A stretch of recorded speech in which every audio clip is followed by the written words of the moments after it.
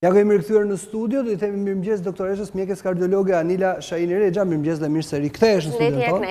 Faleminderit që vjen sërish, po temperatura afrikane do të thotë detyrimisht probleme me zemrën? Për ata që vuajnë natyrisht. Këto temperatura ekstreme nuk është se detyrimisht sjellin probleme të zemrës, por sigurisht smurët kronik, ata që janë të njohur me probleme të zemrës, janë popullata më delikate, të cilën ne e këshillojmë në detaj si të gjitha grupet e popullatës, sepse nga temperatura e lartë asnjëri nga ne nuk është i imunizuar, të themi, por kjo duke qenë popullatë më delikate, pa diskutim meriton këshilla më detajuara. Pse ndikon negativisht temperatura ekstreme kryesisht e këta të smurë? Duke qenë që ndër gjërat kryesore që janë rrjedhoje temperaturave shumë të larta është dehidrimi, humbja e lëngjeve dhe bashkë me to humbja dhe atyre elementeve të rëndësishëm për mirë funksionimin e organizmit si elektrolitët, pa diskutim tek kjo popullat, ky disekuilibër prodhon më shumë probleme. Çfarë probleme shprodhon? Ndër problemet më evidente janë lëvizjet e shifrave të presionit arterial, çrregullimet e ritmit për pasojë të dehidrimit, deri në gjendje lipotimia apo të fikti, siç themi ne, ndonjëherë dhe në probleme ekstreme si ataket, siç dëgjojmë dhe rrallë për fat të mirë, por që janë evidente sepse duke qenë që është një temperaturë që njerëzit përpiqen të shkojnë në zona më të shëndetshme si Bregdeti, kemi dëgjuar humbje jetësh nga... Pse ndodh kjo kaq shpesh në Bregdet? Trupi i nxehtë për disa orë në rrezet e forta të diellit dhe pas kontakti drejt për drejt me ujin e ftohtë?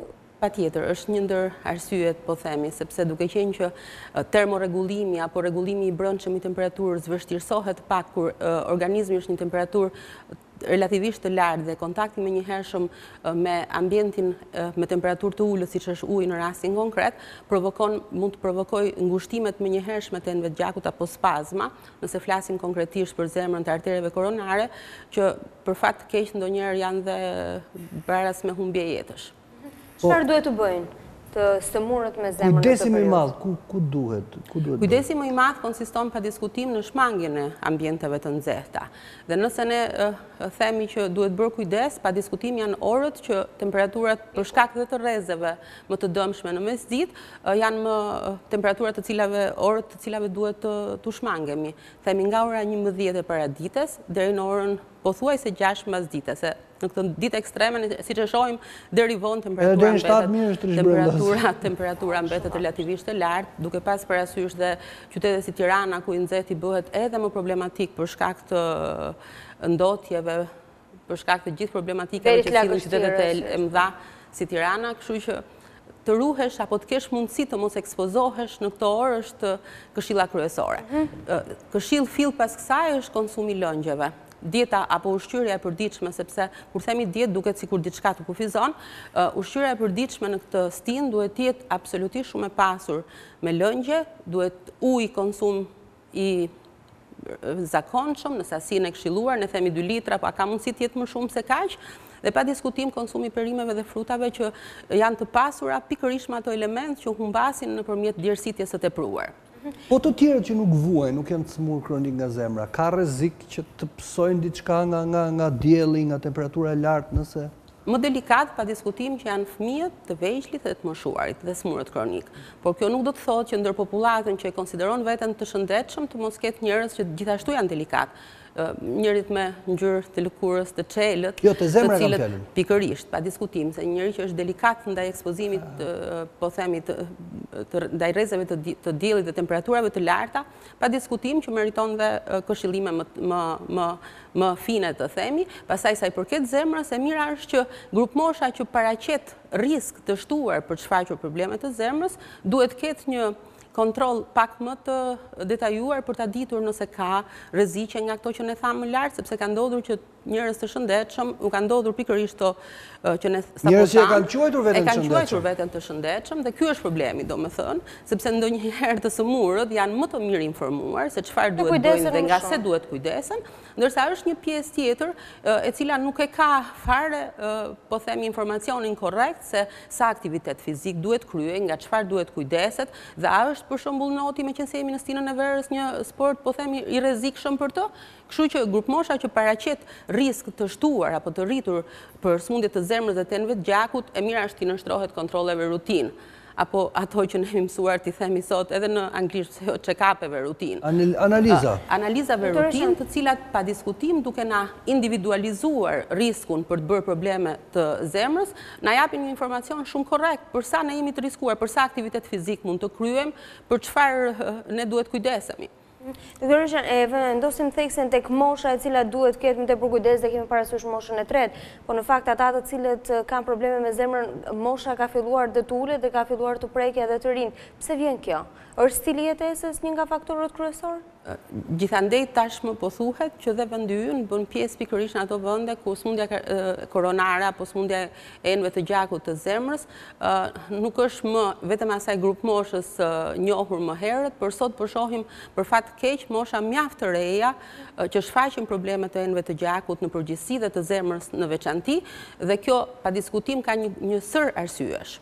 Mënyra e jetesës, përditshmëria jonë, domethënë jo fort e shëndetshme, që nga mungesa aktivitetit fizik, ushqyerja për cilën ne një farë mënyre jemi vetë përgjegjës, por jo në të gjitha drejtimet, sepse ne shpesh themi sa i shëndetshëm është ushqimi që ne konsumojmë, apo sa i sigurt, veset si duhanpirja, që për fat jo të mirë sot është prezent edhe tek femrat, nëse raporti meshkuj-femra ka qenë tërësisht në favor të meshkujve, dekadat që do vinë kam përshtypjen që do kenë një ndryshim të këtij raporti, sepse sot shihet që edhe femrat janë konsumatore të rëndësishme të duhanit, i cili është një ndër faktorët e rëndësishëm të rrezikut për sëmundje të enëve të gjakut. Ka shenja që duhet bërë ku duhet dikush që të filloj të tregoj kujdes ndaj vetes?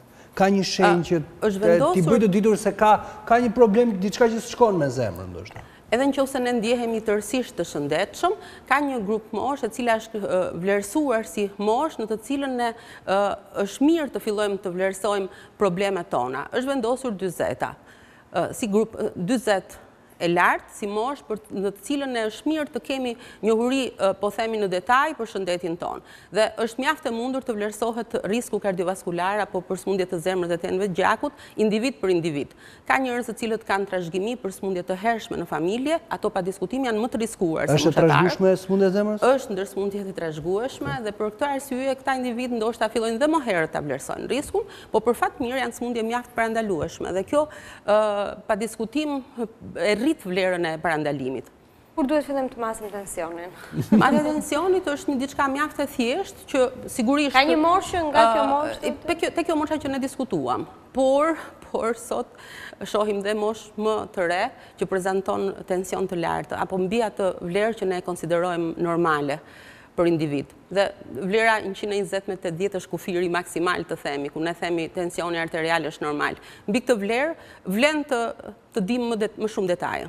Po tensioni ullët është problem? Tensioni ullët në zemër të shëndetshme nuk konsiderohet as pak problem. Sigurisht duen parë probleme shoqëruese, sepse mund individ që shfaqen tension të ullët mund të kenë sëmundje të tjera shoqëruese, kështu që nuk jam mjafton vetëm kaq, themi që a është tensioni i ullët një problem. Ka shenja që duhen marrë parasysh si lodhja e shpeshtë, e shpejtë, pavarësisht se mund të jesh i ri në moshë, apo mpirje, apo marrje fryme, ka të tilla shenja? Pa diskutim, kapaciteti fizik është mjaft i rëndësishëm. Nëse një i ri fillon të ndjehet, po themi, për një aktivitet fizik normal për moshën, fillon të ndjehet jo fort komod, atëherë pa diskutim meriton vlerësim.